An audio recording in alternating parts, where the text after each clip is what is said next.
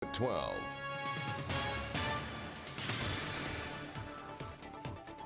ආයුබෝවන් එක්වන් අදත් ඇත්ත දැනගන්න ලංකාවේ අංක එකේ සමබරතොරතුරු ප්‍රකාශය ලයිවැට්ටුවල් සමගින්. අද ලයිවැට්ටුවල් තුළින් ඔබ හමුවන මම මංජුල වීරසිංහ. මම වින්ද්‍යා මාරඹගේ සුපුරුදු පරිදි අදත් මුලින්ම ප්‍රධාන පුවත් සිරස්තල. කිලිනොච්චිය බෝම්බ පිපිරීමෙන් තුවාල ලැබූ හිටපු LTT සාමාජිකයා මියයයි. පූජිත හා හේමසිරි අද පාස්කු ප්‍රහාරය විමර්ශනය කරන කොමිසමට පැමිණේ. ඝාතනය කළ බවට සැක කෙරෙන මලසිරුරු දෙකක් රත්නපුර දෙනවක ගඟෙන් හමුවෙයි. ඇමරිකාව ලෝක සෞඛ්‍ය සංවිධානය හැරයයි. චීනයේ බස් අනතුරකින් පුද්ගලයන් 21 දෙනෙකු ජීවිතක්ෂයට.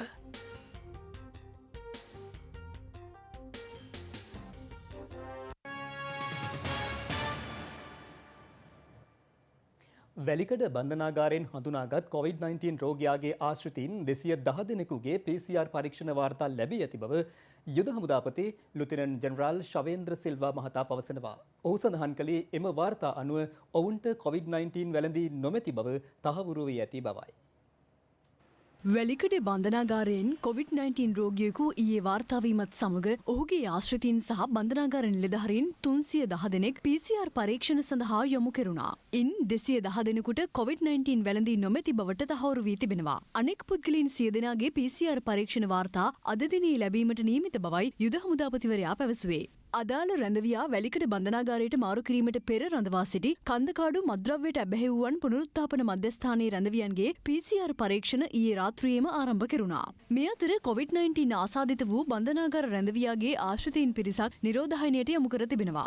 අපි 186 දෙනෙකු මේ වන විට ශ්‍රී ලංකා යුද හමුදා පරිශ්‍රයක් තුළ පූනානිවල බන්ධනාගාර යටතේ රැඳවියන්ව නිරෝධායන කිරීමට ඊයේ රාත්‍රියේම අපි කටයුතු කරන ලැබුවා. ඉත අමතරව අද උදෑසන වන විට කන්දකාඩු පුනරුත්ථාපන මධ්‍යස්ථානයේ PCR පරීක්ෂණ කරගෙන යනවා. ඒ ප්‍රතිඵල අද සවස් භාගයේ හෙට උදෑසන වේතර වෙද්දී අපිට දැනගන්නට හැකියාව ලැබෙයි. විශේෂයෙන්ම කන්දකාඩු පුනරුත්ථාපන මධ්‍යස්ථානයේ වෙතට මීට මාසයකට පමණ ප්‍රථම ලංකාවේ විවිධ ප්‍රදේශවල කුඩු මද්‍රව්‍ය වලට ඇබ්බැහි වෙච්ච පුද්ගලයන් නිරෝධායන කටයුතු වලින් සහ විවිධ ස්ථාන වලින් නික්ම ගියන් පස්සේ මේ ආකාරයෙන් 60ක් පමණ කණ්ඩායමක් කන්දකාඩු වෙත යොමු කරලා තිබෙනවා. ඉතින් ඒ අයවලුන්ගෙන් යම් කිසි ආකාරයකින් මෙය සම්ප්‍රේෂණ වුණාද කියන ගැන තමයි හොයන්නේ. වැලිකඩ බන්ධනාගාරයෙන් හඳුනාගත් COVID-19 රෝගියාට අමතරව තවත් රෝගීන් 3 දෙනෙක් ඊයේ හඳුනා ගැනුණා. ඉන් එක් පුද්ගලෙක් නාවික හමුදා සමාජිකයෙක් වන අතර ඔහු ඉයන් කච්චි නිරෝධායන මධ්‍යස්ථානයේ නිරෝධායනයට ලක්වෙමින් සිටි පුද්ගලයෙක්. ඊට අමතරව ඉතියෝපියාවේ සිට දිවයිනට පැමිණ නිරෝධායනය වෙමින් සිටි පුද්ගලයෙකු සහ සෞදි අරාබියේ සිට දිවයිනට පැමිණ නිරෝධායනය වෙමින් සිටි පුද්ගලයෙකු COVID-19 රෝගියෙකු ලෙස හඳුනා ගැනුණා. ඒ අනුව මේ වන විට මෙරටින් හඳුනාගෙන ඇති සමස්ත COVID-19 රෝගීන් සංඛ්‍යාව 2081ක්. ඉන් 1955 දෙනෙකුම සුවය ලබා රෝහල් වලින් පිටත්ව ගොස් ඇති අතර තවදුරටත් ප්‍රතිකාර ලබන්නේ රෝගීන් 115 දෙනෙකු පමණයි. කිලිනොච්චේ නිවසක සිදු පිපිරීමකින් තුවාල ලබා සිටි හිටපු LTT සාමාජිකයා අද අලුයම මිය ගොස් තිබෙනවා. කිලිනොච්චිය පලේ උර්නියන්පත්තු අයකච්චිය ප්‍රදේශයේ නිවසකදී දේශීයව නිෂ්පාදනය කළ බෝම්බයක් අත්හදා බැලීමට ගොස් තුවාල ලබා අනුරාධපුර ශික්ෂණ රෝහලේ ප්‍රතිකාර ලබමින් සිටියේදී සැකකරු මෙලෙස මිය ගොස් ඇත්තේ. ටින් බඳුනක පුපුරණ ද්‍රව්‍ය අසුර අදාළ බෝම්බය නිෂ්පාදනය කිරීමට යාමේදී එය පිපිරීමෙන් අනතුර සිදුව තිබුණේ පසුගිය 3 වෙනිදායි. සිද්ධියෙන් බරපතල තුවාල ලැබූ සැකකරු කිලිනොච්චිය රෝහලට ඇතුළත් කිරීමෙන් පසු අනුරාධපුර මහ රෝහල වෙත මාරු කර යවා තිබුණේ වැඩිදුර ප්‍රතිකාර සඳහායි. ප්‍රතිකාර ලබමින් සිටියදී සැකකරු අදාළයම මිය ගොස් ඇති බව රෝහල් ප්‍රකාශකයෙකු සඳහන් කළා. වයස අවුරුදු 44ක් වන සැකකරු පුනරුත්ථාපනය වූ LTTE සාමාජිකයෙක්. අදාළ නිවසේ සිදු කළ සෝදිසි කිරීම්වලදී තවත් බෝම්බ දෙකක් සහ පුපුරණ ද්‍රව්‍ය මෙන්ම කළුකොටි සැමරුම් වලට යොදා ගන්නා පෝස්ටරයක්ද පොලිස් බහරයට ගැනුණා. මෙම පිපිරීම සම්බන්ධයෙන් සැකකරුගේ බිරිඳ සහ තවත් සැකකරුවන් දෙදෙනෙකු අත්අඩංගුවටගෙන ත්‍රස්තවාදය වැළැක්වීමේ විධිවිධාන යටතේ ත්‍රස්ත විමර්ශන කොට්ටාසය මගින් ප්‍රශ්න කරමින් තිබෙනවා. රැඳවුම් නියෝග මත වැඩිදුර විමර්ශන සිදුවන බව පොලිසිය සඳහන් කළා. ප්‍රකාශයක් ලබා දීම සඳහා හිටපු ආරක්ෂක ලේකම් හේමසිරි ප්‍රනාන්දු සහ අනිවාර්ය නිවාඩු යවා සිටින පොලිස්පති පූජිත් ජයසුන්දර පාස්කු ප්‍රහාරය පිළිබඳ විමර්ශනය කරන ජනාධිපති කොමිෂමේ පොලිස් විමර්ශන අංශයට අද පෙරවරුවේ පැමිණියා. මේ අතර 2015 ජනවාරි මස නව ආණ්ඩුව බලයට පත්වීමෙන් පසුව මාස 7ක පමණ කාලයක් ජාතික බුද්ධි ප්‍රධානී තනතුර හිස්ව තිබූ බවත් ඒ හේතුවෙන් එවකට සක්‍රියව පැවති බුද්ධි අංශ විශාල පසුබෑමකට ලක් වූ බවත් යුද හමුදා බුද්ධි අධ්‍යක්ෂ මණ්ඩලයේ ජ්‍යෙෂ්ඨ නිලධාරියෙකු සඳහන් කළා.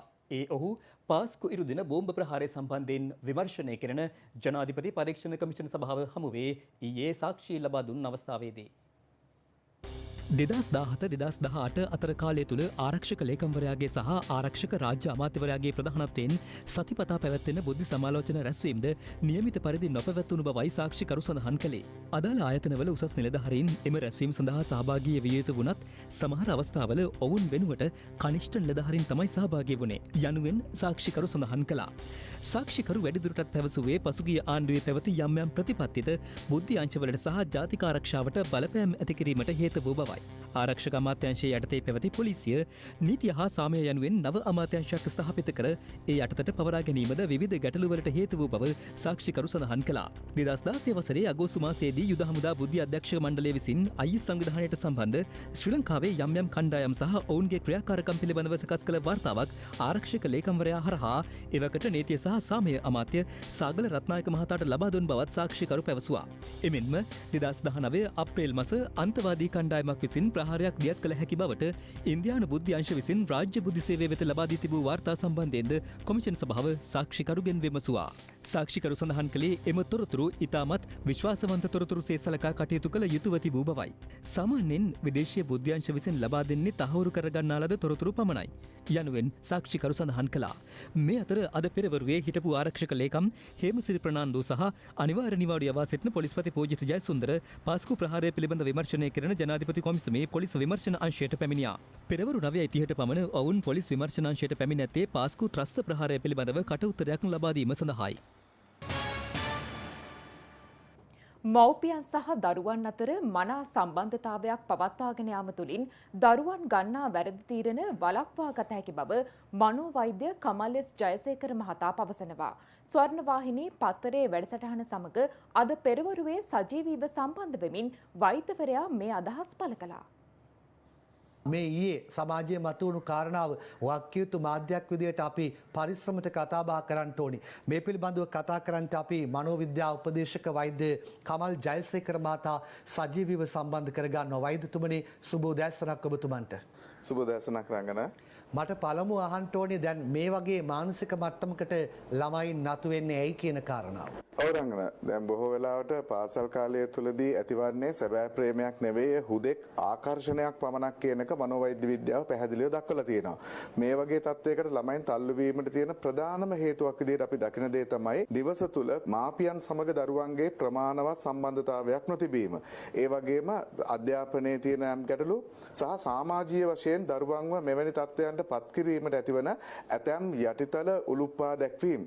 ඒ වගේම අපි ආගම දහමෙන් ඕනවට වඩා ඈත් වීමත් මානසික වශයෙන් අපේ තියෙන්නට ඕනේ සමබරතාවයන් බිඳී යාම නිසාත් දරුවන් මෙවැනි තත්ත්වයන්ට ඇති වෙනවා. බොහෝ වෙලාවට මේ පෙළඹවීම සහ දරුවන්ගේ තියෙන ඇතැම් මානසික රෝග තත්ත්වයනොත් මෙවැනි අනවශ්‍ය සම්බන්ධතා ඇතිවීම කෙරෙහි බලපාන බව අපිට පෙනී යන කාරණයක්. මේ වගේ මානසික තත්ත්වයකින් මිදීමට කටයුතු කරන්නට අපි පුංචි පණිවිඩයක් අරගෙනමු විශේෂයෙන්ම පාසල් යන බාලක බාලිකාවන්ට. දරුවන් විශේෂයෙන් දැනගන්නට ඕනේ Tamanට යම් ආදරේ අහිමිවීම දැනෙන්න පුළුවන්, දෙමාපියන්ගේ ගැටලු දැනෙන්න පුළුවන්, සමහර විට අධ්‍යාපනයේ තියෙන පීඩාවන් දැනෙන්න පුළුවන්. ඒ වගේම Taman ඔය විවිධ වගකීමක් රහිත මාධ්‍ය ජාලා වල සැරිසරනකොට එන පණිවිඩ සහ දකින දේවල් වලින් ඔබට ලැබෙන පණිවිඩ එලෙසම ක්‍රියාත්මක නොකර දරුවන් විදිහට ඔබට ලොකු වගකීමක් තියෙනවා. අනිවාර්යයෙන්ම වැඩිහිටියන් දෙමාපියන් සමග නිසි සම්බන්ධතා පැවැත්වීමට. අනිත් පැත්තෙන් දෙමාපියන්ට ලොකු වගකීමක් තියෙනවා දරුවන්ව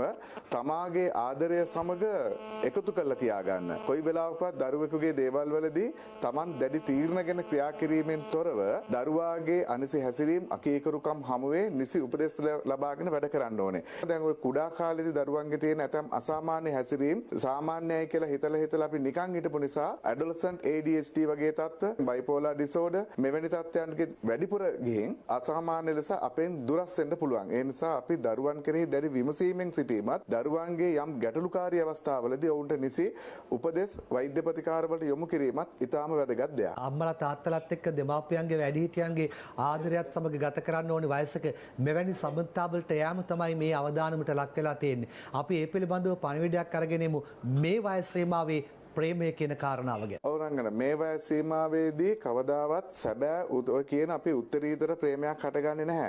බොහෝ වෙලාවට ඇතිවන්නේ දරුවන්ට තියෙන separation anxiety කියන තත්ත්වයකදී නැත්නම් ඔවුන් සමග නිසි සම්බන්ධතා නැතිකම නිසාවෙන් ඒ අය පෙළඹවීමකට ලක් වෙනවා. දරුවන් ලෙස ඔබ සියලු දෙනාටම ලොකු වගකීමක් තියෙනවා. ඔබේ පාළුව තනිකම මකා ගැනීම වෙනත් ප්‍රේම සම්බන්ධතාවයකින් නෙවෙයි ඒ සිදුවිය යුත්තේ. වැඩිහිටි ගුරුවර සහ නිසි ඥාතීන් සමග තියෙන සම්බන්ධතාවයකින් බව ඉතා පැහැදිලිව ඔබ අවධානයට ගත යුතුමයි. 12. දැන් තවත් දේශීය පුවත් කිහිපයක්. ජනාධිපතිවරයා සහ අගමැතිවරයා එකම පක්ෂයකින් පත්කර ගැනීමට ඉදිරි මැතිවරණයේදී කටයුතු කිරීම බුද්ධිමත් ජනතාවගේ තීරණයක් බව අග්‍රාමාත්‍ය මහින්ද රාජපක්ෂ මහතා පවසනවා. අග්‍රාමාත්‍යවරයා මේ අදහස් පළ කළේ කුලියා පිටිය පැවති ජනහමුවක් අමතමින්. Sri Lanka's choice. General Elections 2020.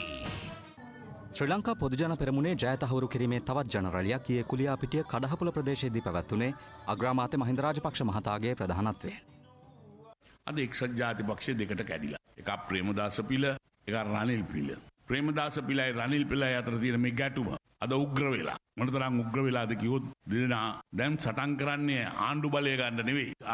නායක ආම්දුරුනේ සිරිකොත බලය. දැන් එක්කෙනෙක් කියනවා සිරිකොත බලය අල්ලනවා කියලා මේ මැතිවරණයෙන් පස්සේ. දැන් රනිල් වික්‍රමසිංහ අපේ සිරිකොත බලය අල්ලගෙන ඉන්නේ. ඒ බලය අල්ල ගන්න ප්‍රේමදාස මහත්තයා සටන් කරනවා. ඒකට මුළු රටටම සම්බන්ධ වෙන්නේ කියනවා. එයාලට සිරිකොත අල්ලන්න. මේ තත්ත්වය තමයි අද ඇති වෙලා තියෙන්නේ. මේ රටේ ජනතාව බුද්ධිමත්. මේ මැතිවරණය විශේෂයෙන්ම ඉතා වැදගත් මැතිවරණයක් බවට පත්. මොකද මේ මැතිවරණයෙන් පස්සේ අපි දැක්කා පසුගිය මැතිවරණවලදී ජනාධිපතිවරයා සිරිසේන, ජනාධිපතිවරයාත් අනිත් පැත්තෙන් අනිල් වික්‍රමසිංහ අගමැතිවරයාත් දෙපැත්තේ විරසක වෙච්ච නිසා ප්‍රදේශයේ රටට ප්‍රදේශයට කිසිම දියුණුවක් ඇති වෙන්න උනේ නැහැ. මොකද ජනාධිපතිවරයා කියන දේ අගමැති කරේ නැහැ, අගමැති කියන දේ ජනාධිපතිවරයා කරේ නැහැ. ඒක නිසා මේ ගැටලුව නිසා රට සංවර්ධනය කිරීමේ නෑ. ඒකේ ජනතාවට ඇති වුණේ මහ විශාල පාඩුව. ඒ නිසා තමයි ජනාධිපතිවරයාත් ආණ්ඩුවත් පාර්ලිමේන්තුවත් එකට යන්න එකට වැඩ කරන්න පුළුවන් වෙන්න. එහෙම නැති වුණොත් ඒ පළාත් රට දියුණු වෙන්නේ නැහැ. එහෙමනම් මෙන්න මේ කාරණය පිළිබඳව අවබෝධ කරගෙන තමයි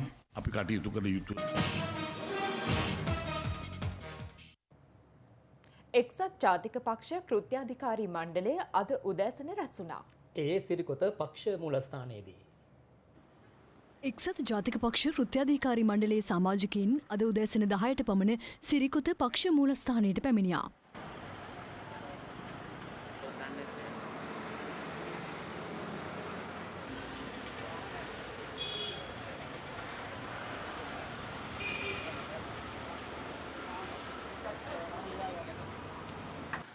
එක්සත් ජාතික පක්ෂ නායක රනිල් වික්‍රමසිංහ මහතාගේ ප්‍රධානත්වයෙන් මේ වන විටත් පැවැත්වෙන කෘත්‍යාධිකාරී මණ්ඩල රැස්වීමේදී පක්ෂයේ ඉදිරිය සම්බන්ධයෙන් තීන්දුව කිහිපයක් ගැනීමට නියමිත බවයි වාර්තා වන්නේ. කෘත්‍යාධිකාරී මණ්ඩල රැස්වීම මොනවාරි තීන්දුව ගනීද? අපි ඉතින් හැමදාම තීන්දුව ගන්න ඕනේ. මැතිවරණයක් ළඟයිනේ. පක්ෂෙත් දෙකට කැඩලා තියෙන්නේ. ඒ වගේ මොනවාරි තව පක්ෂ දෙකට කැඩලා නැහැ. එක්සත් ජාතික පක්ෂේ ගෙඩිය පිටින්ම තියෙනවා. ඔය කාලකන්ණිය දෙන්නේ කැට මැට ගින් තියෙනවා. ඒක අපේ ප්‍රශ්න නෙවෙයි. හැබැයි JVP එක නම් කියන්නේ ඔබතුමාලා මේ සිරිකොත අල්ලන මේ මැතිවරණයක් කරන්නේ. සිරිකොත වෙනවාද අපර අල්ලලා තියෙන. සිරිකොත එන පින් නෑ කාටවත් එහෙම දැහ ගන්න බෑ මේක. සිරිකොත UMP ගන්නේ. UMP කාරගෙන් පිට සිරිකොතක් නෑ. උණුසුම් වන මහමැතිවරණයත් සමග පක්ෂ විපක්ෂ දේශපාලඥයින් දැක් වූ අදහස් කිහිපයක් දැන්.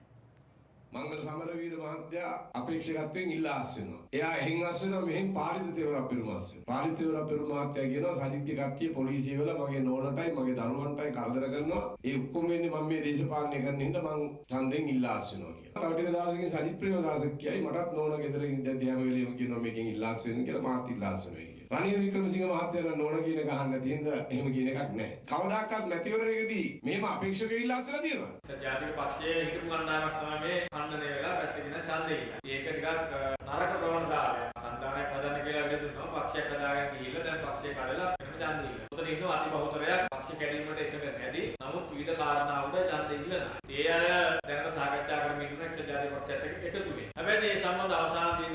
ජාතික පක්ෂයේ නායකත්වයේ සහ පක්ෂයක් විදියට එකතු වෙනවා නම් සම්විජන බලවේගයේ නායකත්වය. ඒකේ වෙයිද නැද්ද කියන කාරණා පිළිබඳව හේතු දක්වන්න මේ මොහොතේ කල් වැඩි කියන එක තමයි මට හිතෙන්නේ. පහුගිය කාලේ ගෝඨාභය රාජපක්ෂ මැතිතුමා ඒ ගත්තු තීන්දුව ගත්තාම අපිට පේනවා එතුමා සාම්ප්‍රදායට පිටින් අපේ කමත් එක්ක අපිට තේරෙන විදියට අපිට ගැළපෙන විදියට රට වෙනස් කරන්න උත්සාහ කරනවා. හැබැයි සමහර වෙලාවට එතුමාට ඒක තනියෙන් කරගන්න බෑ. අපිත් වැරදි එතුමාට බලය දීලා එතුමාව ජනාධිපති කරලා වැඩ කරන හයිය අපි දුන්නේ නැත්නම් අපි එතුමාට දොස් කිව්වට හරියනවද? එහෙනම් අපි එතුමාට හයිය දෙන්න ඕනේ කම තියෙනවා. ඒ හයිය තමයි අපි ඔබතුමාට දෙන්න කියලා කියන්නේ. අමතක කරන්න එපා. අපි රටක් නැගිටවන්නේ දිනවන්නේ රටක් දිනවන්න ජාතියක් රටක් තමයි අපි අවදි කරන්න යන්නේ. මම දකින විදියට වර්තමාන දේශපාලනේ මගුල් ගෙයක් වගේ. දැන් මගුල් ගෙදර තියෙනකොට අපි ඔක්කොම හොඳට අදපැලඳගෙන ඉන්නවා. මනමාලී අතේ තියෙන තුට්ටු දෙක ඔක්කොම වියදම් කරනවා. මගුල් ගෙදරට පස්සෙන් ඉඳලා මනමාලී කට්ට කකා කොහම හරි ආර්ථික පීඩනයට අහුවෙලා ජීවත් වෙනවා. දැන් අද ආණ්ඩුවේ මනමාලී තමයි ගෝඨාභය රාජපක්ෂ. අද ආණ්ඩුව තියෙන්නේ ආණ්ඩුව තමයි මගුල් ගෙදර බෑන්ඩ් එක. දැන් මේ බෑන්ඩ් එකේ උන් වෙරියලා. ඒක හන්දත් තනුව කඩලා රිද්මය කඩලා ඔහේ ගහනවා චකබක් ගාලා. බෑන්ඩ් එක නිකන් අරේ මේ චකබක් ගන්නවා සද්ද ඇහෙනවා ඒ වුණාට කිසිම ප්‍රතිඵලයක් නැහැ. අපි දැක්කා එදා දියවන්නාට ගම්වතුර ගලද්දි අර සමාජ මාධ්‍ය හරහා මොකද්ද කියේ? අනේ මේ දිසීස්වාමු යටලා මැරියන් කියලා. කොරෝනා හැදිච්ච වෙලාවේ අනේ මුන් දිසීස්වා කොරෝනා හැදලා මැරෙන්නේ නැහැ නේ කිව්වා. එක වෙලාව ගියා ජනාධිපතිතුමාත් මේජර්ලාත් නව දෙනෙක් රටපාලනකරුත් ඇති කියලා. මොකද්ද ඒකට හේතුව? ජනතාව පාර්ලිමේන්තුවෙන් ඈත් වෙලා තියෙනවා. කවුද ඒකට වයි කියන්න ඕනේ? මම චෝදා ගන්නේ ජනතාව ඒකට වයි කියන්න ඕනේ. තමුන්නාසලා බුද්ධිමත්ව මේ රට යහපත් මගට ගෙනියන්නේ ජනාධිපතිතුමාගේ සෞභාග්‍ය දක්ව ප්‍රතිපත්ති ක්‍රියාත්මක වැඩපිළිවෙල ක්‍රියාත්මක දූෂ්‍යන්තර පාර්ලිමේන්තුව ගොඩනගා ගන්න ඕන. කරුණාකර කිරලා තමුන්නාස ඡන්දේ පාවිච්චි කරන්න. එහෙම නොවුනොත් මිත්‍රවරුනි 2025 වෙනකොට ජනතාව පාර්ලිමේන්තුවේ හැරලා බලන්න. Sri Lanka's choice. General Elections 2020. වැඩිහිටි දීමනාව සම්බන්ධයෙන් අග්‍රාමාත්‍යවරයා හා අමාත්‍ය බන්දුල ගුණවර්ධන මහතා පරස්පර විරෝධී අදහස් දක්වමින් සිටින බව සමගි ජනබලවේගයේ නායක සජිත් ප්‍රේමදාස මහතා පවසනවා. ඔහු මේ අදහස් පළ කළේ ඊයේ කැලණිය ප්‍රදේශයේ පැවති ජන හමුවකදී. සමගි ජන බලවේගයේ ජය තහවුරු කිරීමේ තවත් රැලියක් ඊයේ කැලණිය ප්‍රදේශයේදී පැවැත්වුණේ සජිත් ප්‍රේමදාස මහතාගේ ප්‍රධානත්වයෙන්.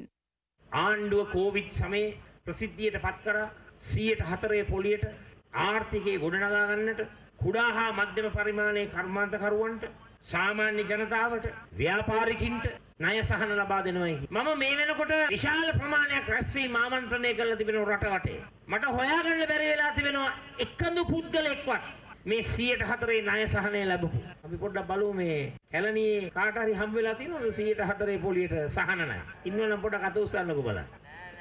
හැම තැනකම ඇහෙන්නේ ඔය හඬ. රටේ එක්කෙනෙක්වත් හොයාගන්නට බෑ 104 ණය සහන පොලිය ලැබපු අය.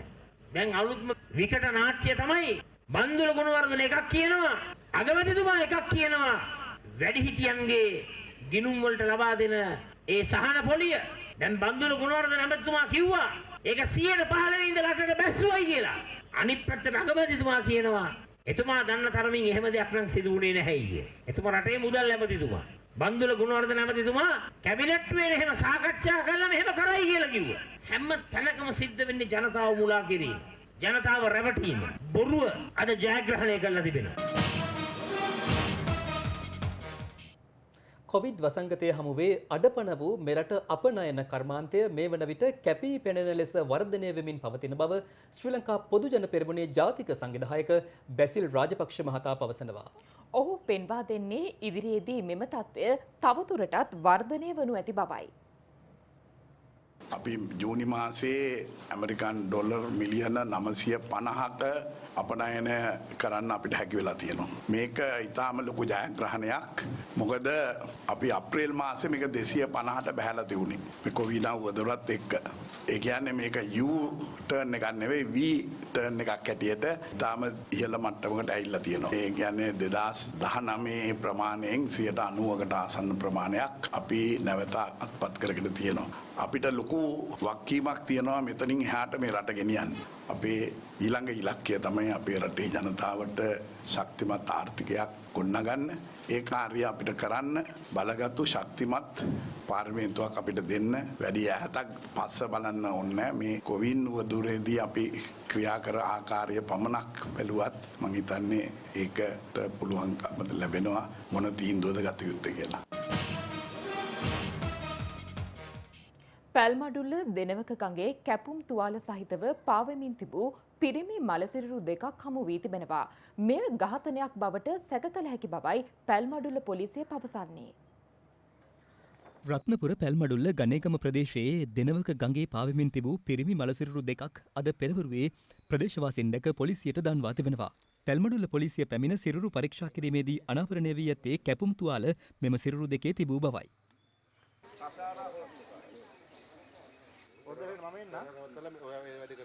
ඊයේ රාත්‍රියේ කිසියම් පිරිසක් විසින් මෙම පුද්ගලින් දෙදෙනා ඝාතනය කර ගඟට ගෙනවිත් දමා ඇති බවටයි පොලිසිය සැක කරන්නේ. එක් සිරුරක ගෙල ප්‍රදේශයේ කැපුම් තුවාල දැකගත හැකි වන අතර අනෙක් සිරුරේ හිසෙහි තුවාල තිබෙන බව පොලිසිය පැවසුවා. මියගිය පුද්ගලයන්ගේ අනන්‍යතාව මෙතෙක තහවුරු වී නැහැ. රත්නපුර ස්ථානීය අපරාධ විමර්ශන ඒකකයේ නිලධාරීන් පැමිණ විමර්ශන කටයුතු ආරම්භ කළා. සිද්ධිය පිළිබඳව මහේස්ත්‍රාත් පරීක්ෂණය අද සිදු කිරීමට නියමිතයි.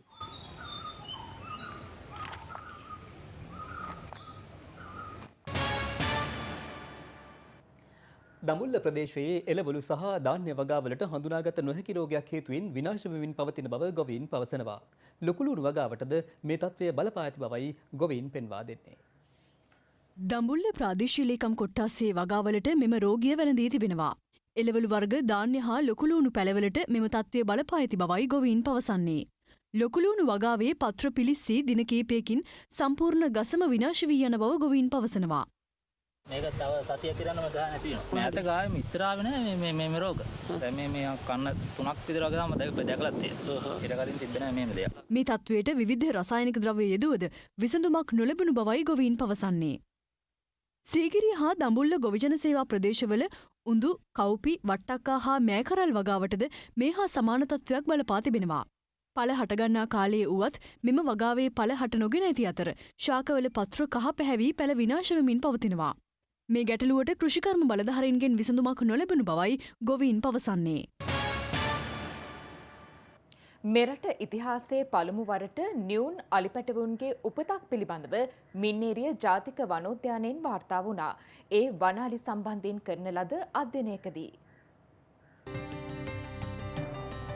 මින්නේරිය ජාතික වනෝද්‍යානය හැඳින්වෙන්නේ වනාලින්ගේ පාරාදීසයක් ලෙසයි. මේ හේතුවෙන් දෙස් විදෙස් සංචාරකයන් මෙන්ම පර්යේෂකයින්ද නිරන්තරයෙන් මෙම වනෝද්‍යානයට පැමිණෙනවා. ආචාර්ය සුමිත් පිළපිටිය මහතාද මින්නේරිය ජාතික වනෝද්‍යානයේ සිටින වනාලි සම්බන්ධයෙන් පසුගිය දින කිහිපය තුළදී අධ්‍යයනයක නිරත වුණා. එහිදී සමාන වයසේ පසුවන අලිපැටවුන් දෙදෙනෙකු නිරීක්ෂණය වී තිබෙනවා. එම අලිපැටවුන් දෙදෙනා කෙනරක් සමීපයේ ගැවසෙන අයුරු මෙලෙස සටහන්ව තිබුණා.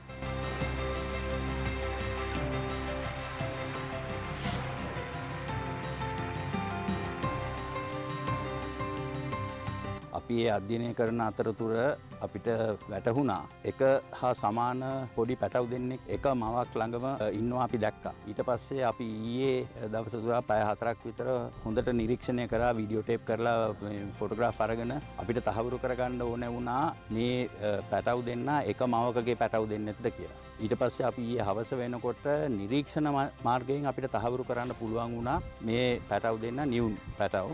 මේ තමයි ශ්‍රී ලංකාවේ පළවෙනි වතාවට වාර්තාගත වෙලා තියෙන්නේ. ඊට ඉස්සෙල්ලා පැටව් හම්බුනේ නැහැ කියලා මම කියන්නේ නැහැ. හැබැයි වාර්තාගත වෙලා නැහැ. ආචාර්ය සුමිත් පිළපිටිය මහතා සඳහන් කළේ මෙම නියුන් අලිපැටවුන් හමුවීම ශ්‍රී ලංකාවට සුවිශේෂී අවස්ථාවක් බවයි. ඇම්බෝසෙලි නැෂනල් පාක් කියන උද්‍යානය කෙන්යාවේ අවුරුදු 45කට එක දිගට එකම අලි කණ්ඩායමක් ගැන අධ්‍යයනය කරගෙන තියෙන අවුරුදු 45කට. මම එහෙ ඉන්න අධ්‍යයන රිසර්චර්ස්ලාගෙන් මේක ගැන කතා කරනකොට ඒ කට්ටියන් මට කිව්වේ අවුරුදු 45කට ඒ කට්ටියන්ට 3 වතාවයි නියුන් පැටව් ලැබිලා තියෙන්නේ. ඉතින් මේක ඉතාමත්ම සුවිශේෂ දෙයක් ශ්‍රී ලංකාවට.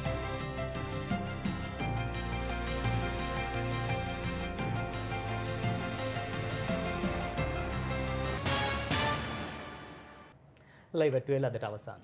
සුබ දවසක්. සුබ දවසක්.